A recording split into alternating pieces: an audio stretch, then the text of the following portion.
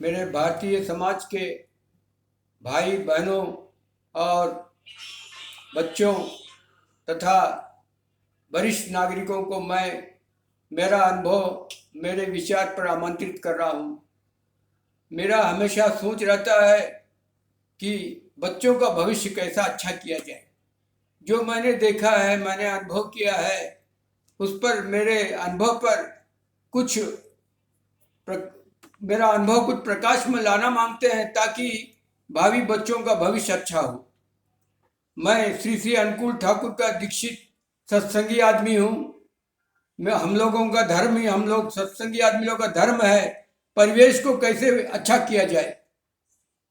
तो मैंने देखा बच्चे जब तक जैसे जैसे 12-13 साल की उम्र में आते हैं, उनके साथ एक एक गजब सा प्रॉब्लम आ जाता है। वो बेचारे बच्चे किंकर तो विमूढ़ हो जाते हैं, क्या करना है क्या नहीं करना है, उस अवस्था में आ जाते हैं। ये अवस्था को एडोलसेंस बोलते हैं।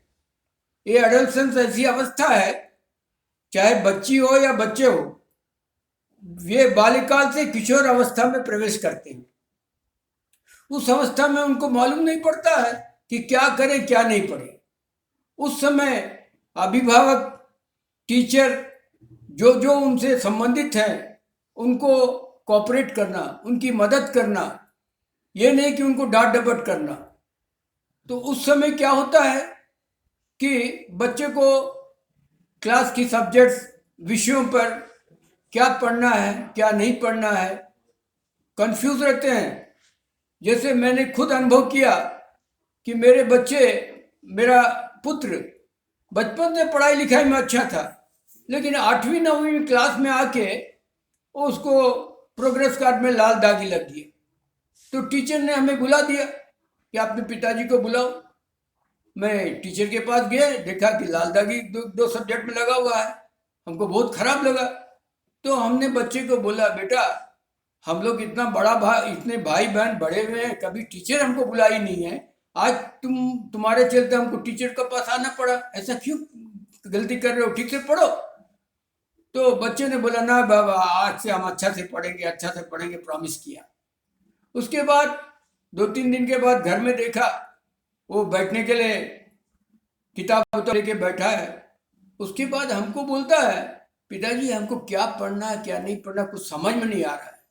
I am unable to understand what I have to do and what not to do.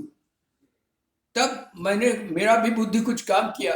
उस समय तो मैं दीक्षा नहीं लिया था, लेकिन फिर भी मेरा बुद्धि कुछ काम किया। मैंने बच्चे को बोला, ठीक है, कोई घबराने का नहीं है। उसके सिलेबस को पूरा स्टडी किया, उसके हर सब्जेक्ट का सिलेबस को स्टडी किया, पार्ट बाय पार्ट उसको बांटा, और बच्चे को बोला कि तुम ये इस डेट में ये कंप्लीट करो, इस डेट में ये कंप्लीट करो। हफ्ता भर का उसको काम दे दिया और बोला कि हर डेट को हम चेक करेंगे। उसके बाद वो उसी तरह करते गया, फिर अपने लाइन में आ गया, फिर अच्छा से पढ़ने लगा, फिर स्कोरिंग उसका अच्छा होने लगा। तो इसीलिए मैं पूरे हिंदुस्तान के नागरिकों को, अभिभावकों को, टीचरों को ये आवेदन करता हूँ, विनम्र आवेदन करता हूँ कि बच्चे जब एडोलसेंस में आते हैं, 12-13 साल की उम्र में आते हैं, उनको डांट डपट मत कीजिए। उनकी अवस्था किंकर तो विमूढ़ होती है। उनकी अवस्था को देख के उनको कोऑपरेट कीजिए, उनको समझाइए क्या उनका प्रॉब्लम है, आप अंडरस्टैंड कीजिए। माता पिता दोनों अंडरस्टैंड करें, ये नहीं कि खाली पिता अंडरस्टैंड करे, ये नहीं कि माता अंडरस्टैंड करे। वो कुछ अलग हो जाते हैं उसमें। अगर कोई बच्चा ज़्यादा तेज है तो ज़्यादा उछल कूद करेगा, अगर कोई बच्चा ज़्यादा साइलेंट है तो बहुत ज़्यादा साइलेंट हो जाएगा, अगर कोई बच्चा ज़्यादा बदमाशी करता है तो बहुत ज़्यादा बदमाशी करने लगेगा। वो अवस्था ऐसी रहती है।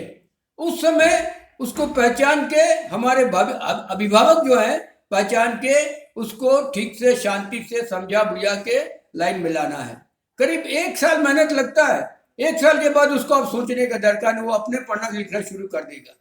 उसके बाद मेरा बेटा अच्छा से पढ़ने लगा, वो +2 में अच्छा रिजल्ट किया, उसके बाद एंट्रेंस में अच्छा रिजल्ट किया। उसके बाद हमने पीछे मुड़ के नहीं देखा।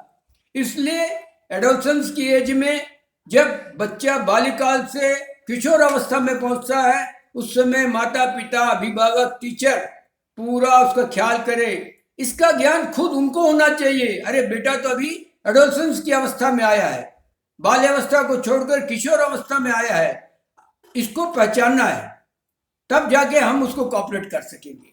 मेरा विनम्र निवेदन है कि मेरी बातों को कुछ गलत मत समझिए। मैंने अपने से जो अनुभव किया उसी को शेयर कर रहा हूँ। प्लीज इसका उपयोग कीजिए। जय हिंद, जय गुरु, जय भारत।